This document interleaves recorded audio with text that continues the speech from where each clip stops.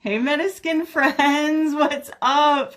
This is your skin expert Nicole and founder of Metaskin Care and Metaskin Studio. I don't know what is going on with the universe right now. I think there's some funky astrology going on because like the internet went down today. My computer is being all weird. So I just, before we get started, want to give a huge shout out to my neighbor as a big thank you for letting me use their internet because that is not working in most of our little town today. So yeah, might be a good time to look in a satellite for us, but we'll see. Anyways, we have a lot that we're going to be going over today. Today is our nutrition for clear skin. We are going to go all over not just foods, but additives that are going to be in foods and supplements. So there's going to be a lot of stuff that people don't realize can break them out. I don't want you to think that these foods are bad for you. I don't like that mentality at all. And a lot of these foods are really good for you for in other ways, but for acne specifically, they can be triggers. So I just want to make that clear. You know, I don't like good food, bad food mentality. I just want to educate you guys so that you know when you make choices, what could trigger your breakouts more. So I also, if you guys have not downloaded the Clear Skin Nutrition Guide, I put together for you for free. I usually charge for this as part of my Clear Skin program consultation. And I'm only going to have it available for a limited time. So you guys can just DM me with your email and I'll send you a copy of it, okay? So DM me your email and your name because I want to know who you are. So DM me your name and your email and I will send you a free copy of the Clear Skin Nutrition Guide. And I'm going to be going off of that today. So it's kind of like your study guide and there's a section for notes. Hi, Evelyn. She says, love. Thank you. Thank you. Yeah. So just let me know and I'll send you a copy. So I'm going to start with the foods that trigger acne, and with those we're going to go over some possible replacement options. The first I'd like to start with are iodine-rich foods. So iodides can irritate the pore lining and the follicle lining of your pores, leading to increased cell turnover to the point where it creates little clogs. So basically people with acne, they shed cells deep in the lining of their pores and follicles more than people without acne. So certain foods, certain topical products can trigger this. It's called retention hyperkeratosis.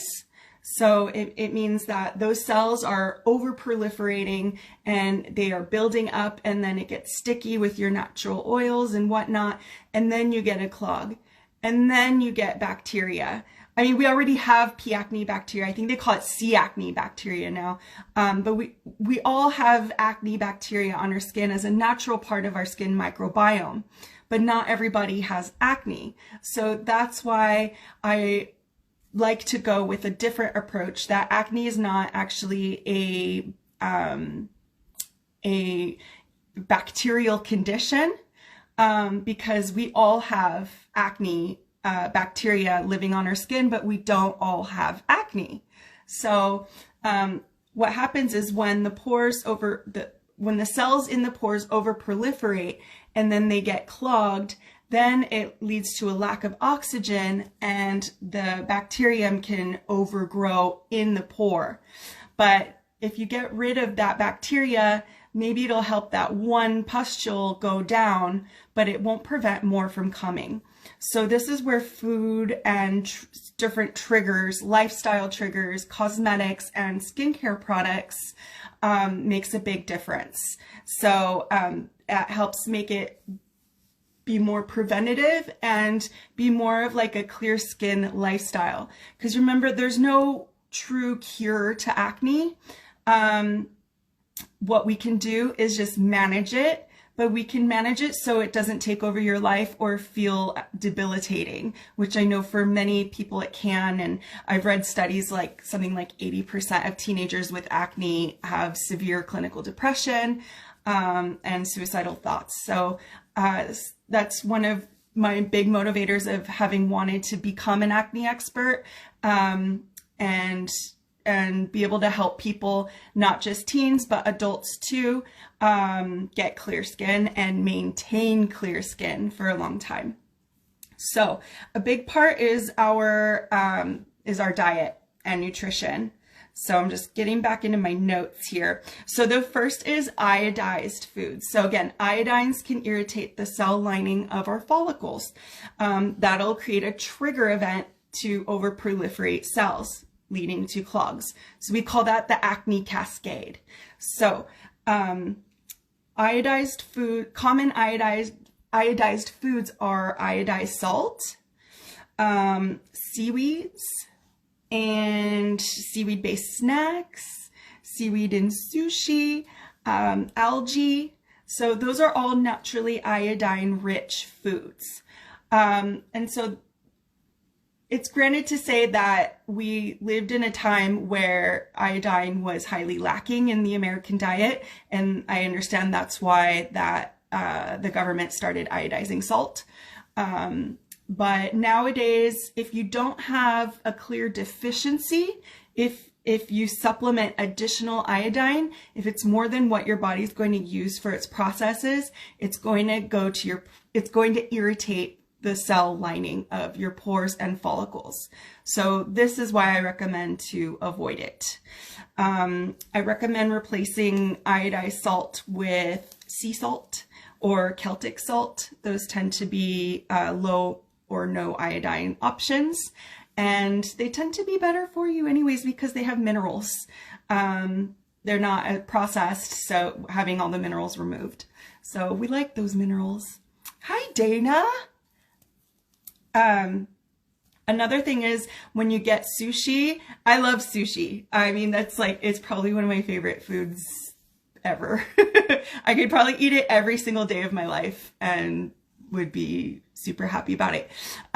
But specifically, it's not the fish itself that can cause issues, it's the seaweed.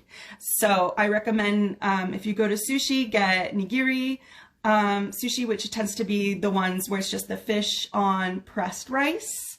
And sometimes there's a little bit of a wrapper of seaweed. Maybe you can get it off. A lot of times there's no wrapper on there at all, and that is preferred. Or it's a sashimi, or just like a rice bowl with sushi on top. That's a good way to have it. Or even poke bowls.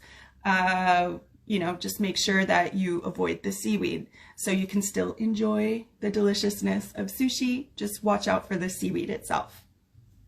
And we're going to go more into iodides with supplements later too.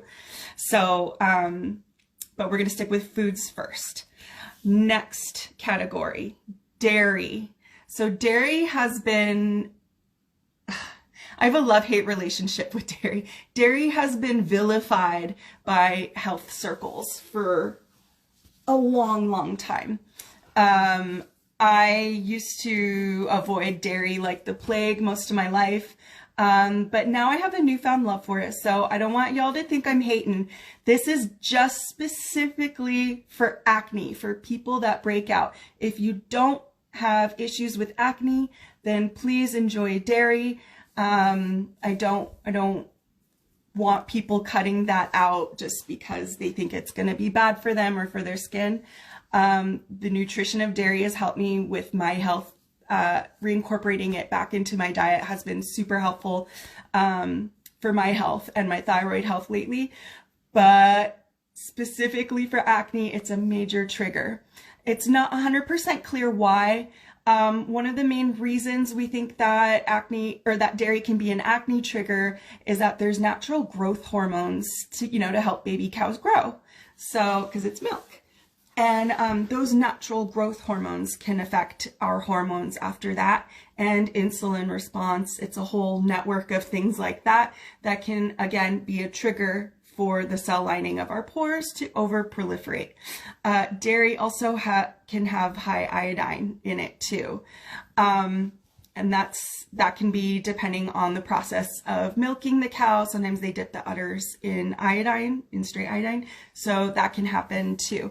But so in general, if you are acne prone, I highly recommend to avoid dairy as much as possible, except for ghee, because it's clarified. So a lot of the stuff that can be acne triggering is processed out of ghee naturally. And then ghee has all kinds of digestive benefits, and it's great for high heat cooking. So I recommend to avoid milk, cheese, cream, and butter. And I like to replace those with carrageenan-free non-dairy milks. We're going to go into carrageenan after too, but that's a big thing. You got to watch your non-dairy milks for carrageenan, because that is its own acne trigger, and it is in so many of the milk alternatives, like out of control. I'm at the point where I think I'm going to start a list of carrageenan-free milk alternatives, just because people are having such a hard time finding it. I'm having a hard time finding it. So I want to, you know, make a list for all of us to keep and share, and we can add to, so that it'll be easier to find those options. But so yeah, so for milk, I recommend dairy-free milk alternatives, but watch for the carrageenan. I like coconut, almond, banana, hazelnut milk. I'd say coconut is probably my favorite, and has beneficial nutritious properties that are good for your insides too, that I think will essentially help dairy-prone individuals, or acne-prone individuals. But any of those alternatives technically work. I just personally find coconut to be my favorite health-wise. And then for cheeses, again, look for vegan alternatives, watch for the carrageenan, and then in a lot of the vegan cheeses, they have casein in them, and casein is a dairy protein, so it's not exactly dairy free, but then it's still usually marketed. So you got to check your cheese. And casein, again, that's an additive that can be a major dairy trigger, or why do I keep doing that? It can be a major acne trigger. What's a dairy trigger? Yeah, so we want to watch out for carrageenan in your milks and casein in your cheeses or cheese alternatives. And Evelyn says, yes, it's in so many gluten-free products too. I know, carrageenan is in everything. So there's a lot of study. Well, I'm going to go into it later because, sorry, I get ahead of myself. But there's a lot of studies on carrageenan that I'll talk about when we go into supplements and additives to look out for. But yeah, for cream, I recommend replacing dairy cream with coconut cream and butter with ghee, or coconut oil for cooking or baking. So I hope that makes sense. Does anybody have any questions? So we went through iodine-rich foods, the seaweeds, iodized salt, and then the dairy. Okay, no questions yet. All right, so peanuts is our next one. And this is when people are always like, what? There's no way that peanuts contribute to acne, but unfortunately they do. Peanuts and peanut butter. Desert Native says, so cool to know about iodine-rich foods. Had no idea. I know. It's a lot of stuff. I'm like, it's not bad for you. It's just specifically for acne a trigger. So, yeah, so it sucks. I like to eat a little bit of everything, including seaweeds and whatnot, but yeah, even if I overdo it, I'm not that acne prone anymore, but I will break out. Yeah. So peanuts and peanut butter, these can trigger testosterone in the body, and testosterone leads to acne. So this is a whole other realm. We'll go into testosterone on another live, but yeah, peanuts and peanut butter trigger testosterone. So I recommend replacing peanuts and peanut butter with other nuts and other nut butters like macadamia, almond, hazelnut. I don't know how I don't really eat nut butters anymore, so I'm not sure what's on the shelves now, but macadamia, if you had to pick one, if you had to pick one nut that you could go with, I would pick macadamias because they're high in omega-3s, which again, most Americans are deficient in, and people with acne are also proven to be deficient in. So if you had to pick a nut, pick a macadamia. But the other options that are peanut free are generally acne safe too. So like almond, hazelnut, cashew. So I know a lot of people out there like that Trader Joe's cashew butter. So that is going to be acne safe. Next, vegetable oils. This is a tough one. This is one that I get upset about when I'm grocery shopping because like the carrageenan, I don't know what happened within the last 10 years, but like I will find products in the grocery store that never had vegetable oils before, like bread. Like what is vegetable oil doing in a plain bread? But I see them now, like within the last 10 years, they're in flipping everything. And these vegetable oils are not only not good for your heart, your cardiovascular system, inflammation, but they are also proven as acne triggers. And so these are like canola oil, soy oil, peanut oil, vegetable shortening, and margarine. And this is a problem I want to highlight for my vegan friends out there too. Vegan margarines tend to have a lot of those not so great oils in them. So I'm going to repeat that because this is my mission is to get people aware of this. The canola oil, soy oil, vegetable shortening, peanut oil, and margarines.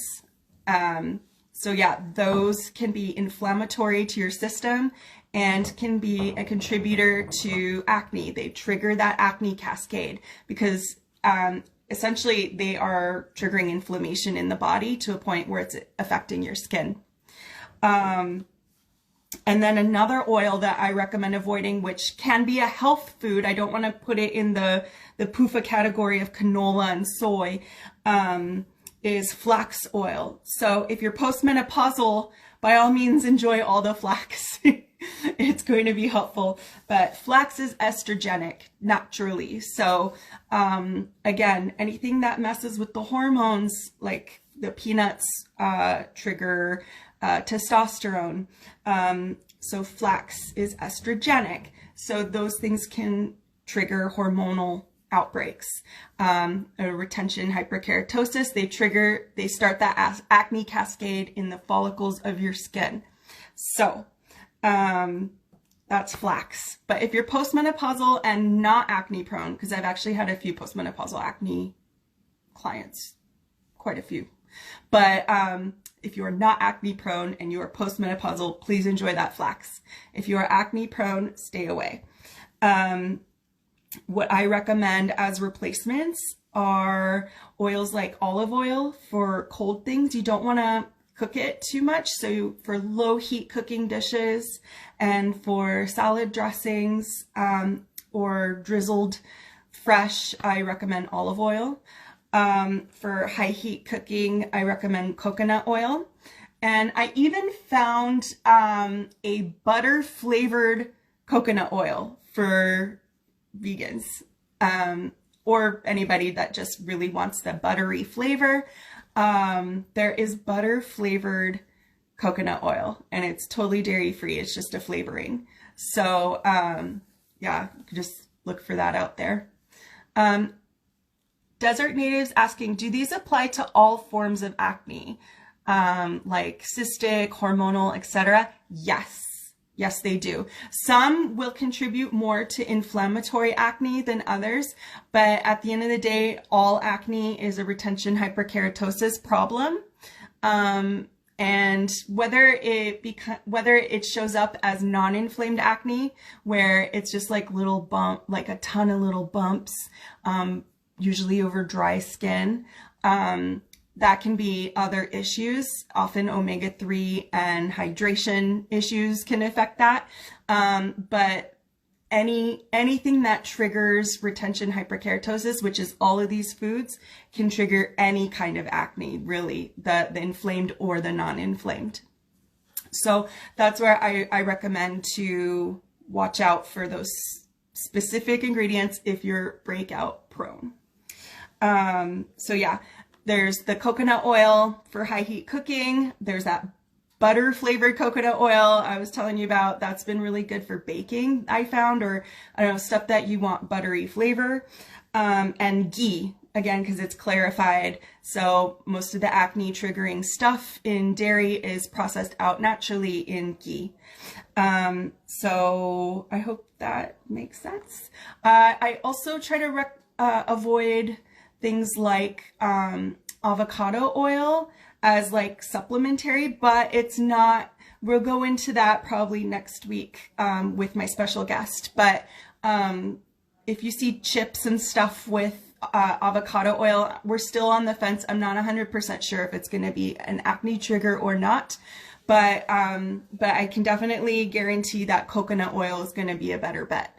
I recommend eating actual avocados instead of using avocado oil, and your body will use it better.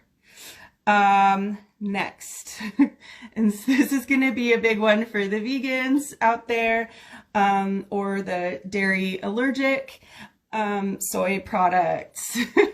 Soy is estrogenic, like the flax. So again, triggers the acne cascade. So that's soy products like soy milk, tofu, soy-based meat alternatives, which is a lot, and soy sauce. So some things I like to replace those with are carrageenan-free milk alternatives, again, instead of soy milk. So like almond, coconut, banana, hazelnut, cashew milk, all those milks should be fine. Just make sure they are carrageenan-free. Instead of tofu, and soy-based meat alternatives, I would recommend to look for legume-based meat alternatives. So like beans. Even then, I've had issues of clients supplementing pea protein powder, have some issues with it, but I think if it's not the same type of protein used every single day, a ton of times a day, it's fine. And legume-based meat alternatives should be fine because they tend to be a blend of stuff. Ooh, losing my notes. Okay. So, and then for soy sauce, I recommend coconut aminos. So they taste pretty dang good. And they are definitely acne safe, and they're high in a lot of minerals. So they're good for you too. So coconut aminos instead of soy sauce are going to be your friend for acne safe eating. And going back to the sushi again, because it says like one of my favorite foods, the coconut aminos are going to be acne safe with your sushi that is seaweed free. Next is high glycemic processed foods. So like sodas, candy, processed food like chips. These are all things that trigger a high glycemic response in the body, meaning a high blood sugar spike. So anything that super spikes your blood sugar can cause acne. So it leads to an inflammatory response in the body again that can trigger the acne cascade. So I recommend not being like afraid of sugar or fruit or juice. It's more just like the extreme high fructose corn syrups. The sodas have so much sugar in them. So I recommend, you know, if you really like soda, try sparkling water with maybe adding your own syrup to it. That way it's guaranteed, unless you're adding a crap ton of syrup, it's probably going to be a lot less sugar than a store-bought soda. And you can, you know, kind of still have some sweetness, but not be so insanely hyperglycemic or like it'll still taste good. And there's a million options out there. You know, like even the syrups that they add in your coffee at coffee shops, those can be very hyperglycemic, but if you add just a little bit, you can get enough for your flavor without being crazy. And it's like a soda, but better for you. And then for candy, I recommend homemade candies. You know, you can make, there's a lot you can do out there and it's pretty easy. I know a lot of the problem with candy is that it's like really accessible and really easy to get. But again, it's that high glycemic spike. There's also I'm finding more and more again of those oils, the PUFAs, the hydrogenated oils in a lot of candy. So, you know, make your own. And, you know, if you find a day a week, if you really enjoy candy in your life, and that way you can still get that craving, but it's not going to be as insanely sweet and high glycemic spiking the way that store-bought candy is. And then chips. So chips, I would recommend coconut oil cooked chips because chips tend to also be cooked in all those oils that we discussed. So I have found a couple coconut oil cooked chips in the stores, but it's probably going to be easier to find online. Or if you live in a big city, you'll have all the health food stores. So I know where I live is in a little village, so we do not have that type of access here. But if you do love chips, that's an option. Or again, you can make your own. But I don't know it's hard to make your own chips. Yeah, so coconut oil cooked chips. Those are acne friendly. Now we're going to go into our category of supplements. Before I move on to the supplements, does anybody have any questions on the foods?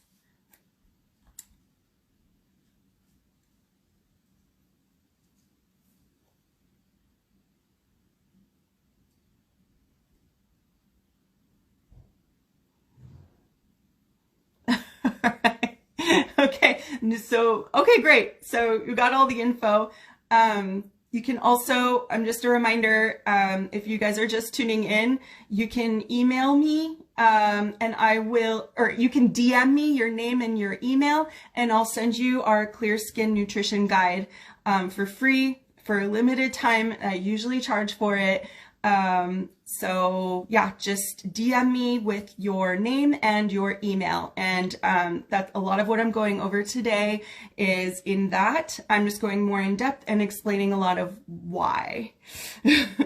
So, all right, moving on to supplements. So we're going to go back to the iodides. So this is mostly for you, my health food active friends out there.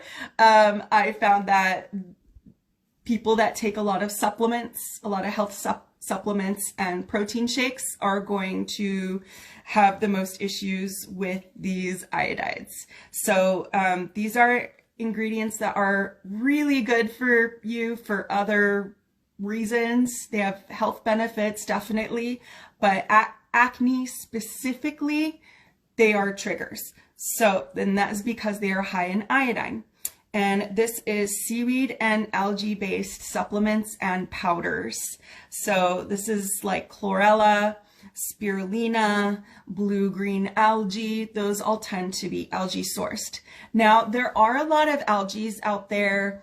There's like hundreds of types of algae out there. There are definitely types that are lower in iodine that are acne safe, but because there's literally hundreds out there, it's going to be nearly impossible to find out which exact breed of red algae or which exact breed of green algae that you are getting, and you have to talk to the manufacturer to find out, and they might not even know. They're like, it's just blue algae, I don't know.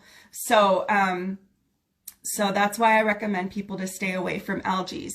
They have great health benefits for health stuff in general. They are mineral rich. But for acne specific, they are acne triggers. So some types of foods and products that you need to watch out for the algae are vitamins. I see them in a lot of vitamins added, health supplements, those like green powders that, you know, are like a powdered vitamin almost. It's like drinking your salad. There's like the red powder, and then there's the green powder packet, and you know, you mix it with water or something. Those tend to have these algae in them. Protein powders of all kinds. I've seen them in dairy-based protein powders, and I've seen them in vegan protein-based powders. So if you're getting a protein powder, you need to check it for that. And protein bars and like snacks, or health food snacks even. They tend to be added in those. They're very popular. So again, I want to reiterate, I don't hate them. They are not, I don't want people thinking I'm saying they are bad for you. They're not. They're just specifically for acne triggers. So next is back to the dairy and the soy. So this is the protein powders. This is a big issue. I've worked with a lot of professional bodybuilders in my career. I don't know why, but they've come through, and from LA, when I worked in LA and beyond, or people just in the fitness industry, and this has been a big issue. So whey is dairy derived, and casein is dairy derived, and those are both major acne triggers. Soy, I don't see too many people, out of my clients at least, consuming too much anymore, the soy protein powder. The main things are whey and casein that I've seen. So I recommend, again, other options that you can take that are going to be more acne safe, that are still a protein powder, is collagen powders. I particularly love marine collagen. If you go back and check my live on all about barrier repair, I go into my love for marine collagen and its anti-inflammatory benefits for the skin specifically. And it just happens to also be very high in protein. So I recommend supplementing with collagen, marine collagen. You can do bovine collagen. I would watch out though with the bovine collagen. I have had some clients react, actually not to the pork, porcine based collagen where it's from their skin. I've had a few clients react to that. So I'm not 100% on the bovine collagen, but I am 100% on the marine collagen benefits, and it is definitely acne safe and has other skin friendly benefits. Check your vegan proteins.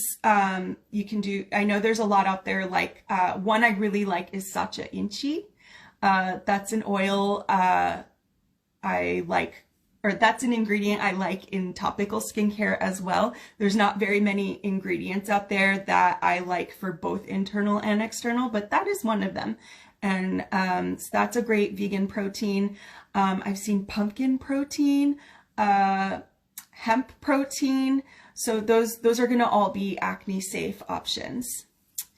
How often would you recommend taking collagen powders from Desert Native? Thank you for all these really good questions, Desert Native. Too. I'd like to just commend you on that. I appreciate it. So I recommend taking them daily, and this is why. Most women are under eating protein. Again, this will perhaps be something we go over with my special guest next week, as we're going to go over hormones and thyroid health, digestive health, and women's issues, and how it all relates back to your skin. Desert Native says she's taking notes. Great. I recommend you guys to take notes. um, so yeah, I recommend to take the collagen powders daily, especially if you're a woman. I'm a little more versed in women's health nutrition than I am for men specifically, but I do know that women chronically undereat protein, and collagen is a great complete source of protein that is also anti-inflammatory, or you can make your own bone broth, because that's essentially liquid collagen. So I recommend consuming it daily unless you're eating a lot of protein every day. And in most cases we are not, and we need more than we actually think. So I recommend taking collagen daily. Desert Native also says, always need a nutrition refreshment. Been eating a lot of acne triggers. Yeah, and stuff changes, like, 10 years ago, I didn't have to worry about the carrageenan in the milk alternatives, and I didn't have to worry about the oils in bread. So, times change, and so I try my best to stay on top of it to help my clients the best long term.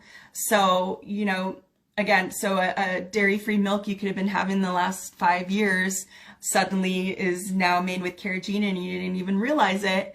And you might notice some like, oh yeah, I have been breaking out more stuff, but I didn't know why. I'm eating everything the same. Well, it's a lot of stuff like that. So that's a lot of what I do in my Clear Skin program is just go over and over and over again with my clients. Like, what are you eating? What exactly are you eating? Can we read the ingredients? Is there carrageenan? Even if you had it a couple months ago, it's possible they added a new additive. So it's just to be aware. I don't want to be like eating disorder triggering or anything where it's people get afraid to eat their food.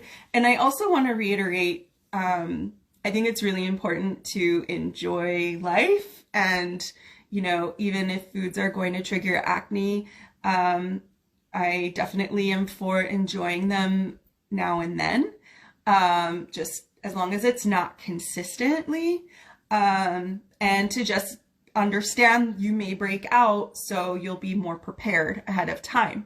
So I'm not for 100% removing these from your diet like it's an allergy. It's just making sure that they're not consistent anymore. Yes, so the whey, soy, and casein proteins I recommend to avoid and replace with vegan options that are carrageenan-free, spirulina-free, algae-free.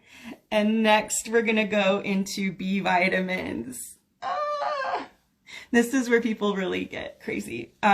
So certain B vitamins are also acne triggers. Similar to the way that blue-green algae, or similar to the way that iodides are. If you are deficient, which you can only tell through blood tests or maybe hair mineral tissue analysis, if you know for sure that you are deficient in biotin and B12 and these B vitamins, then if you take what your body needs, it'll be less likely to trigger an outbreak or an outbreak. It'll be less likely to trigger a breakout. But a lot of times if you supplement and it's going to be more than what your body needs, it's going to affect your pores, believe it or not, and trigger the retention hyperkeratosis. Oh, Jody, if food or supplements are triggers, what type of acne would be presenting and in what area? So there's no one food responsible for one type of acne. These are all foods that are possible acne triggers. Not everybody's going to be equally sensitive to all of them. I've had some clients that once we got them fully clear, they're able to enjoy, a little bit of ice cream now and then, and they're not going to break out, or it's very minimal. So that's why when I have people with serious acne, we remove all the possible triggers, and these are all the possible triggers in nutrition. So I hope that makes sense. And also, it's not going to necessarily trigger inflammatory or non-inflammatory acne.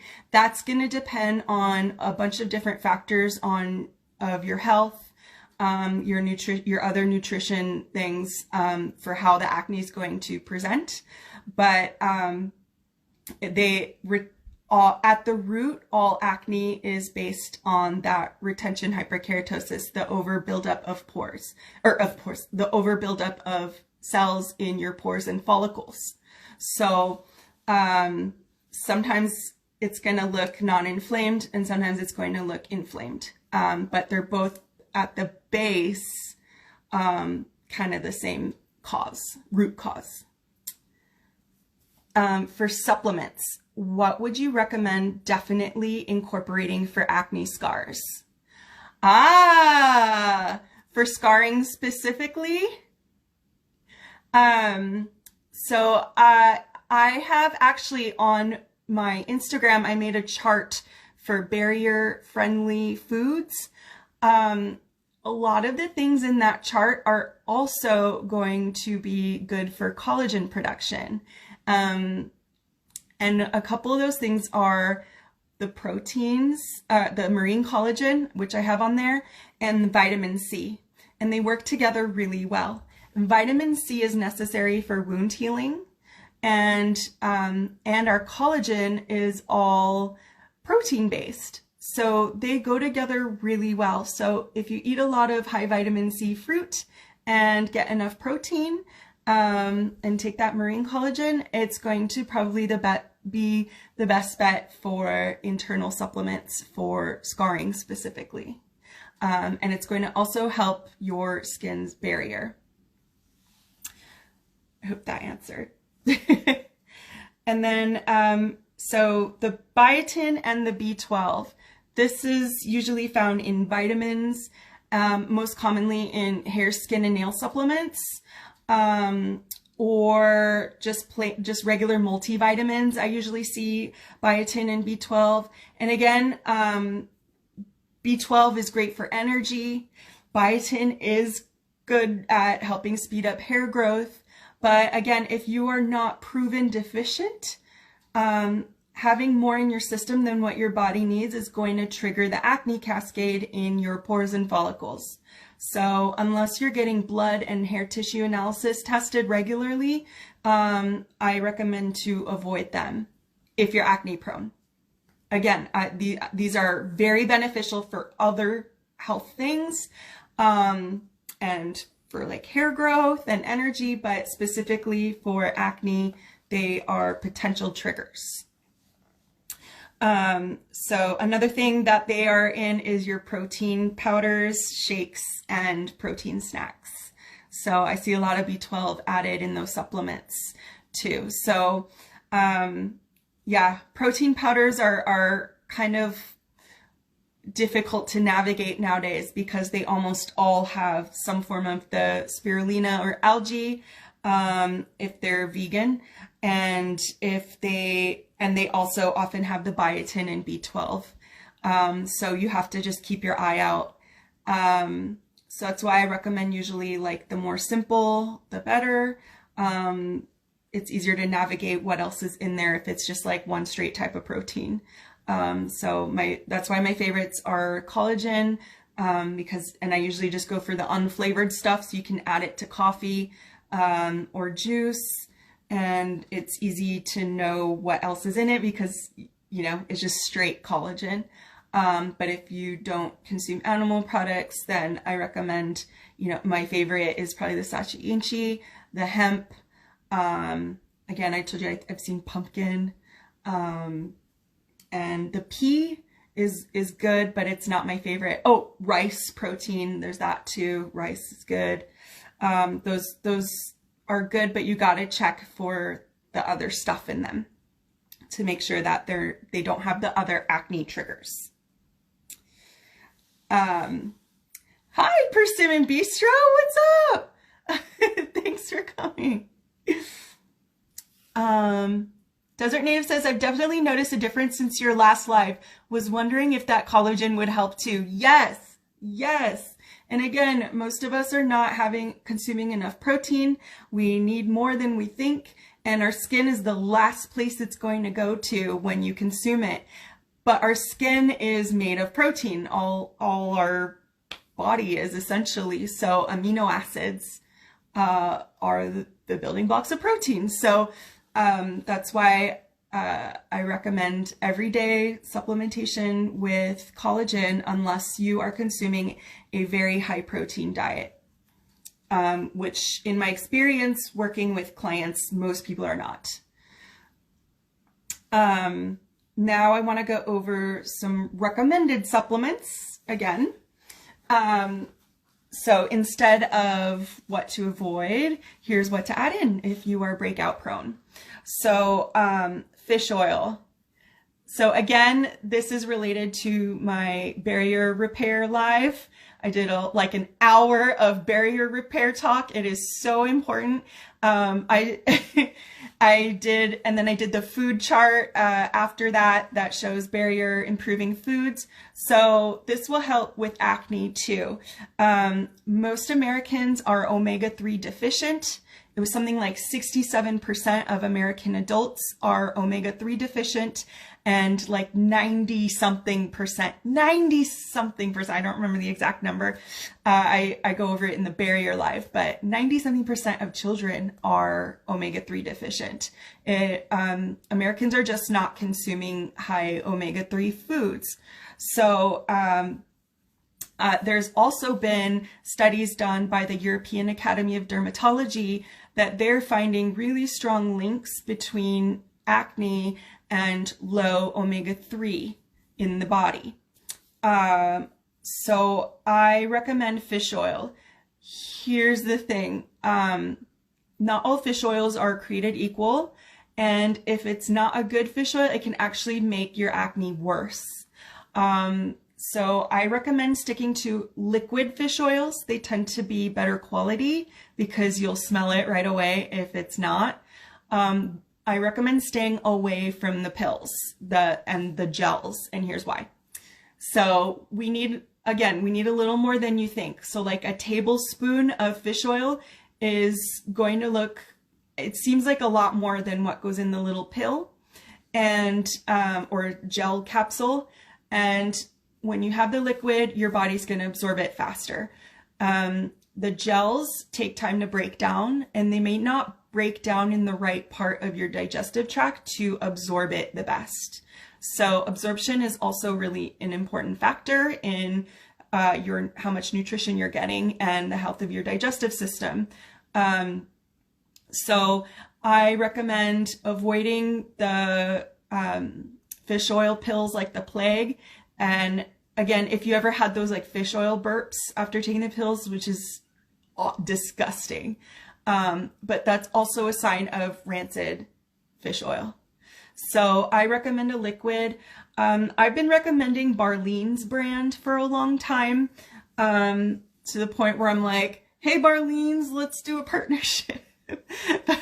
Barlean's brand, and because their fish oil tends to be pretty stable, and it's emulsified, so it doesn't feel oily and gross, and it's flavored in a way that it tastes good. So I know that most Americans are not consuming high omega-3 fish-based foods the way that, like, the culture I grew up in, Eastern Europe and Ukraine, we had a lot of high omega-3 foods in our diet, naturally, just as part of our regular diet. But in America, it's really rare. So if you're not eating consistently high omega-3 foods, which the main sources are seafood and beef, then I recommend a good fish oil, a liquid, and I like the Barlean's because I've even gotten kids or young teens to get it that are really picky eaters. The lemon flavor tastes like lemon curd. It's so good. Like I look forward to it when I take it because it tastes like dessert. So yeah, liquid fish oil. You got to get those omega-3s in. And that will help not just with acne, but with barrier repair. And then the next ingredient or supplement that I recommend is OptiZinc. So not all zincs are created equal. OptiZinc specifically has been shown in studies to help with inflammatory acne. So I don't recommend the OptiZinc if you are have non-inflamed acne, which is where it's not pustules. It's more like when you put makeup on top of it, you see little bumps. That's kind of more the non-inflamed acne, but without makeup, they're not as noticeable, but they're still there. Most of my clients are a combination of the two in one way or another, but the OptiZinc is going to help with the big pustules. So even like period breakouts, if you get the cystic acne around your time of the month, I recommend taking the OptiZinc around that time. So I go over more in depth in the guide. Again, you guys can DM me your name and your email and I'll send you a copy of the guide. But one thing about the OptiZinc, it has to be the OptiZinc. Again, because not all zinc has been shown to have the same effect with acne. So the OptiZinc specifically, you don't want to take it every day forever. Because it can mess with your your natural B vitamin levels in your body. So, because zinc and B vitamins go together like a seesaw. So, this is where I recommend to not take it longer than 2 weeks at a time. Take a nice break and then take it again for 2 weeks. So that way you can get the benefits without throwing off your other B vitamin levels. Anybody have any questions on the fish oil supplements or zinc, OptiZinc?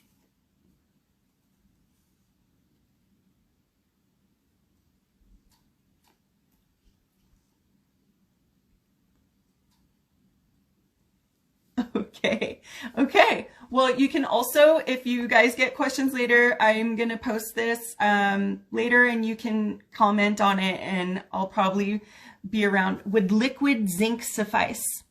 No, it's different. It has to be the OptiZinc. It's called zinc monothionine. It's kind of long, but the brand name is generally OptiZinc. So check on the back of your zinc supplement. It will say, if it's zinc monothionine, it's going to be OptiZinc. So regular zinc, again, may have very good health benefits, but for acne specifically, it's proven specifically with the OptiZinc in studies for the inflammatory acne. And again, the OptiZinc is for inflamed acne only, the like big inflamed red pustules and cysts. It's not going to do a whole lot for the non-inflamed acne. Any other questions? Okay, so I want to thank you guys for coming. Next week, I have a special guest, Jen Merrick of Jen Merrick Wellness. She is amazing. She's a well-known nutritionist and esthetician, and we're going to be going over hormones, thyroid health, and gut health, and how they cause or improve different skin conditions.